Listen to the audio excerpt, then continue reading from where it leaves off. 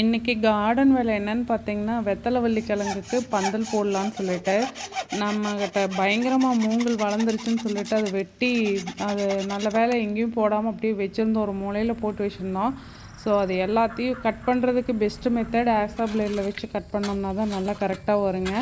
இல்லை நான் ஒரு 4 குழி தோண்டி அதில் எல்லாத்தையும் போட்டுட்டு, நம்மளுக்கு ஹெல்ப்பர் இன்றைக்கி வந்தாங்க குழியெல்லாம் தோண்டுறதுக்கு. அப்புறம் இது நம்ம நட்டு வச்சிடலான்னு சொல்லிட்டு அதை ஃபஸ்ட்டு அந்த குழி போட்டு மூடிட்டு, அதுக்கப்புறம் அந்த கல் போட்டு இந்த மாதிரி கடப்பாரையில் கூறு குத்தி விட்டால் தான் நல்லா ஸ்ட்ராங்காக அசையாமல் நிற்கும்.